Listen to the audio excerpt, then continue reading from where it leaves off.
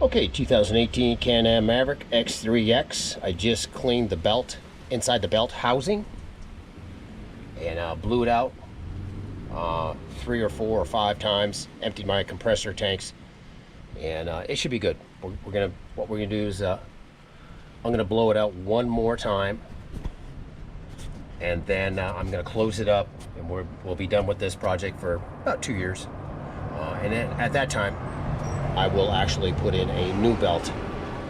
So one which I carry inside the Can-Am Maverick right now.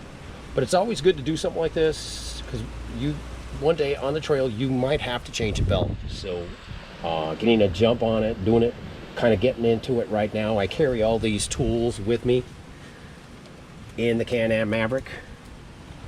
You know what I'm saying, when I'm riding around with it, so I'm capable of changing this on the trail if I have to. In pitch darkness, if I had to. I do have a headlamp for my a light for my head. Anyways, we're gonna blow this out one more time.